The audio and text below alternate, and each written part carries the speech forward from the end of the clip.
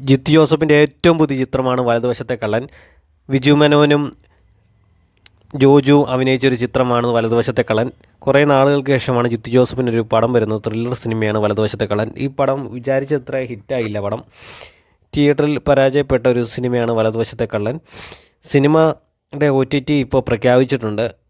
മനോരമ മാക്സിൽ ഈ മാസം അവസാനം റിലീസ് ചെയ്യുമെന്നാണ് അറിയാൻ സാധിച്ചിരിക്കുന്നത്. പടം കണ്ടവരാണെങ്കിൽ പടത്തിനെക്കുറിച്ചുള്ള അഭിപ്രായം കമൻറ്റായി രേഖപ്പെടുത്തണേ. ഇന്ന് OTT റിലീസ് വന്ന ഒരു തമിഴ് കോമഡി സിനിമയാണ് കാക്ക.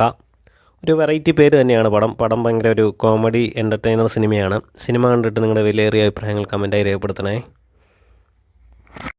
ഇന്ന് OTT വന്നൊരു സിനിമയാണ് നേരെറിയും നേരത്ത്. ഇതൊരു ചെറിയൊരു കുഞ്ഞൊരു സിനിമയാണ്. ഈ സിനിമ തിയേറ്ററിൽ പരാജയപ്പെട്ടൊരു സിനിമയാണ്.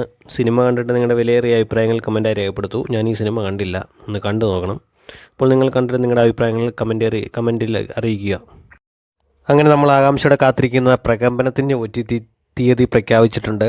ഗണപതിയും സാഗർ ഏലിയാസും കൂടെ അഭിനയിച്ച സിനിമയാണ് പ്രകമ്പനം അത്യാവശ്യം തിയേറ്ററിൽ ഓടിക്കൊണ്ടിരിക്കുന്ന ഒരു സിനിമയാണ്. പ്രകമ്പനത്തിന് OTT തീയതി ഏപ്രിൽ 2-ന് നെറ്റ്ഫ്ലിക്സിലാണ് പടം OTT റിലീസ് ചെയ്യുന്നതാണ് അറിയാൻ സാധിച്ചിരിക്കുന്നത്. പടം കണ്ടവർ കമൻറ്റായി രേഖപ്പെടുത്തുക പടം എങ്ങനെയുണ്ടായിരുന്നു. നമ്മളങ്ങനെ ആകാംക്ഷയോടെ കാത്തിരുന്ന ചത്താപ്പച്ചയുടെ OTT തീയതിയും പ്രഖ്യാപിച്ചിട്ടുണ്ട്. അർജുൻ അശോകൻ നായകനായിട്ടുള്ള ഏറ്റവും പുതിയ ചിത്രമാണ് ചത്താപ്പച്ച. അത് തിയേറ്ററിൽ വിജയമായ ഒരു സിനിമയാണ്.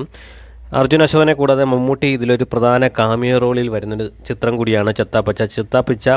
ഏപ്രിൽ മാസം 19-ന് നെറ്റ്ഫ്ലിക്സിലാണ് പടം OTT റിലീസ്. തിയേറ്ററിൽ കാണേണ്ട ഒരു സിനിമ തന്നെയായിരുന്നു. സിനിമ കണ്ടിട്ട് നിങ്ങളുടെ അഭിപ്രായം